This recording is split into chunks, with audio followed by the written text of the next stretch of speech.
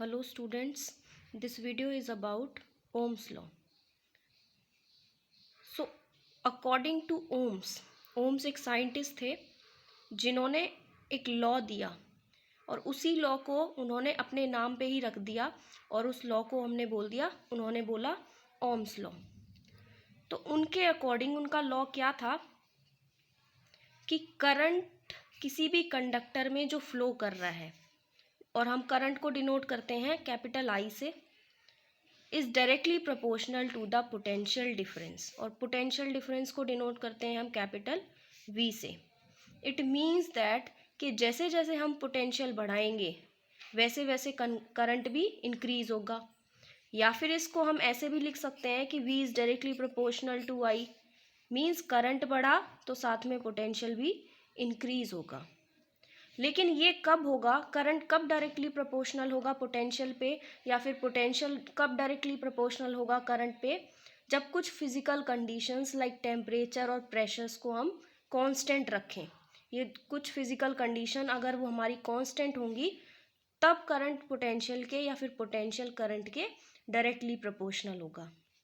This is a symbol of proportionality, and इस proportionality symbol को हटाने के लिए, इस प्रोपोर्शनैलिटी को हटाने के लिए हमने एक कांस्टेंट लगा दिया, that is R I, where R is a constant of proportionality और जिसको हम बोलते हैं रेजिस्टेंस।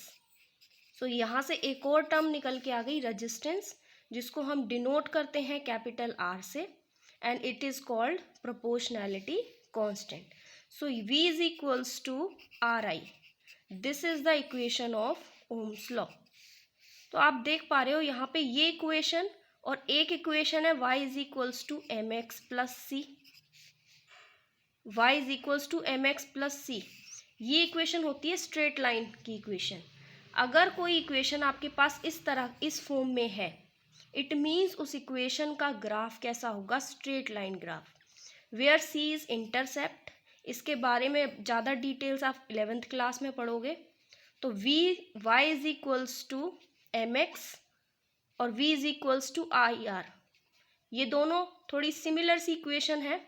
तो इनके बीच का जो ग्राफ प्लॉट होगा that is v and i।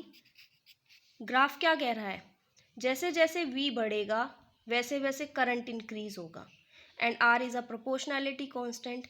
It means एक straight line graph, it is the graph of Ohm's law, where V is the potential difference, I is the current, and R is a constant of proportionality called resistance.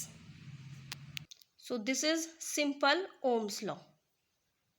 Now एक term आती है drift velocity, exam में पूछ भी ली जाती है, what is drift velocity.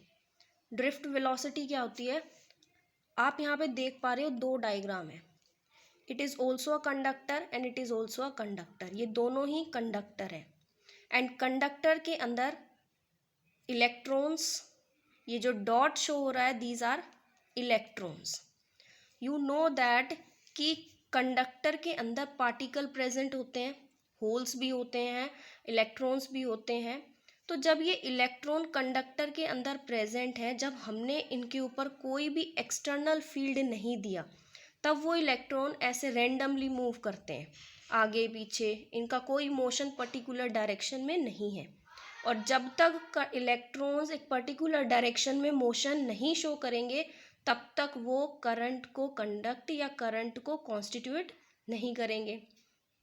जैसे ही हमने इसको इलेक्ट्रिक फील्ड दे दिया, इस कंडक्टर को हमने एक इलेक्ट्रिक फील्ड के अंदर प्लेस्ड कर दिया, एंड इलेक्ट्रिक फील्ड की डायरेक्शन होती है पॉजिटिव टू नेगेटिव टर्मिनल, तो ये सारे इलेक्ट्रॉन्स पॉजिटिव टर्मिनल की तरफ मूव करने लग जाएंगे।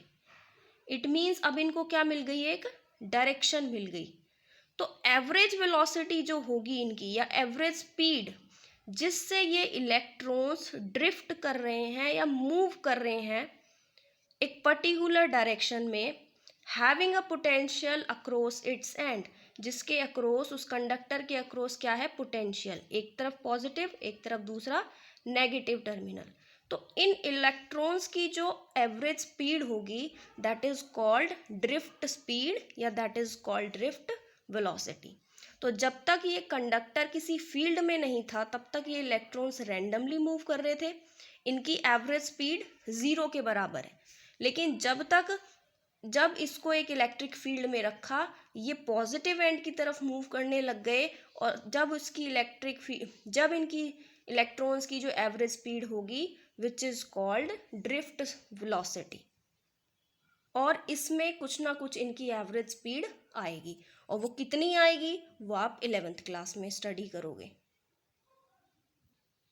Now we will discuss about some conducting material जिनका स्पेसिफिक यूज़ है। फॉर एग्जाम्पल मैंने आपके सामने कुछ कंडक्टिंग मटेरियल्स लिए हैं लाइक टंगस्टन। तो इसका जो मेल्टिंग पॉइंट होता है वो बहुत ही हाई होता है और इसकी रेजिस्टिविटी बहुत लो होती है। रेजिस्टिविटी क्या होती है? It is also a constant. वो हम डिराइव यहाँ से कर सकते हैं कि जो रेजिस्टेंस होता है वो डायरेक्टली प्रोपोर्शनल होता है length of the wire and inversely proportional होता है एरिया ऑफ क्रॉस सेक्शन। तो इस प्रोपोर्शनैलिटी को हटाने के लिए हम एक कांस्टेंट लगाते हैं that is rho, L upon में A, and rho is a constant called resistivity. So tungsten एक ऐसा मटेरियल है, एक ऐसा कंडक्टिंग मटेरियल है जिसका मेल्टिंग पॉइंट हाई है लेकिन रेजिस्टिविटी इसकी लो होती है, and it is used as a filament of incandescent lamp. और इसका यूज़ क्या है? ये इंडिसेंट लैम्प के अंदर एज अ फिलामेंट इसको यूज़ किया जाता है। Next one is nichrome. Students, nichrome एक अलॉय है जो कि निकल, क्रोमियम, मैग्नीज एंड आयरन से मिलके बनाया जाता है। इसकी भी रेजिस्टिविटी हाई होती है और हाई मेल्टिंग पॉइंट होता है, और it is used in heating device. और नाइक्रोम का यूज़ क्या है? ये इलेक्ट्रिक हीटर्स में, इलेक्ट्रिक आयरन में, इलेक्ट्रिक टोस्टर में और गीज़र में इसका यूज़ होता है। नेक्स्ट वन इज कंडक्टेन, constantan and manganin. Student, this is an alloy and this is also an alloy. तो these are two alloys. Constantan एक ऐसा अलॉय है जो कि कॉपर और निकल से बनाया जाता है, और मैग्नीन कॉपर, मैग्नीज और निकल से बनाया जाता है। इनकी रेजिस्टिविटी मॉडरेट होती है, बीच की, ना ज़्यादा हाई ना ज़्यादा कम, और ये टेम्परेचर पे ऑलमोस्ट इंडिपेंडेंट होते हैं, और इनको जनरली स्टैंडर्ड रेजिस्टेंस बनाने के लिए यूज़ किया जाता है। रेजिस्टेंस बॉक्स बनाने के लिए रियोस्टेट, जो कि मैंने आपको पहले इनका बताया था, रियोस्टेट का ये सिंबल होता है, this is the symbol of rheostat, this is the symbol of resistance box. ऐसे डिवाइसेस बनाने के लिए इस मटेरियल का यूज़ किया जाता है। Next one is tin a lead alloy. इसकी भी रेजिस्टिविटी लो होती है और लो मेल्टिंग पॉइंट होता है, और इसको टिन लेड अलॉय को as a fuse wire electric circuit में इसको यूज़ करते हैं हम फ्यूज़ वायर बनाने के लिए इलेक्ट्रिक सर्किट में। और फ्यूज़ वायर एक सेफ्टी डिवाइस है जिसको हम हमेशा इलेक्ट्रिक सर्किट में सीरीज़ में लगाते हैं।